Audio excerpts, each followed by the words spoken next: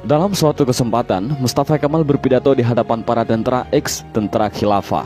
Dalam pidatonya itu, Mustafa Kemal membanggakan dirinya dengan berkata, "Kini sekarang siapa yang berkuasa, aku atau Tuhan?" Dengan perasaan takut, para tentara itu serentak mengucapkan, "Andalah paduka yang kami takutkan sekarang." Mendengar jawaban dari para tentara itu, senyum kesombongan mengukir di bibir Mustafa Kemal. Tapi semua itu berhenti ketika periode akhir Oktober 1938. Saat itu, Mustafa Kemal awalnya menderita penyakit kulit, namun Mustafa Kemal menderita penyakit tambahan yakni malaria, lever, dan penyakit kelamin. Dokter pribadinya pun memberi salep dan dioleskan di kulitnya yang luka karena garukan dari kukunya. Dr. Abdullah Azzam dalam bukunya Al-Munaratul Mafkudah menjelaskan prosesi ajal Mustafa Kemal Atatürk yang sangat mengerikan. Menurut Dr. Abdullah Azzam, sebuah cairan berkumpul di perutnya secara kronis, ingatannya melemah, darah mulai mengalir dari hidungnya tanpa henti. Untuk mengeluarkan cairan dalam tubuhnya, dokter pun menusuk jarum di perutnya. Tapi hasilnya perutnya membusung dan kedua kakinya membengkak. Wajahnya pun menjadi pucat pasi dan terlihat seperti tengkorak.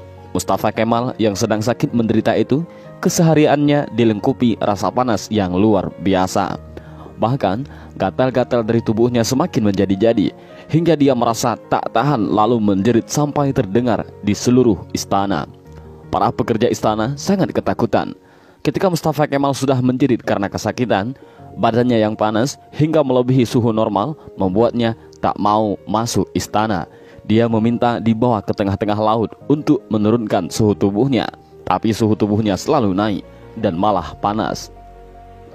Syekh Dr. Said Husin Al-Afani dalam kitabnya Al-Jaza min Jinsil Amal mengisahkan bahwa sebenarnya Mustafa Kemal sudah mulai menderita kanker hati pada tahun 1936. Tapi anehnya para dokter yang mendiagnosa baru mengetahui Mustafa Kemal terkena kanker hati pada tahun 1938. Dan puncaknya, pada pagi hari tanggal 10 November 1938, Mustafa Kemal dinyatakan mati oleh tim dokter. Sakratul maut yang amat mengerikan bagi pengkhianat dan penghancur Khalifah Utsmani.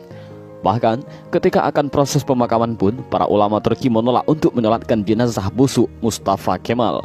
Baru di hari ke-9, atas desakan dan permintaan dari adik perempuan Mustafa Kemal, barulah para ulama dan rakyat Turki mengkafani, menyolatkan dan menguburkan Mustafa Kemal.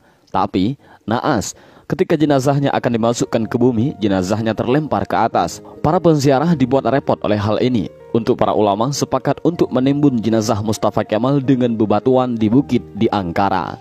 Baru setelah 15 tahun matinya Mustafa Kemal, jenazah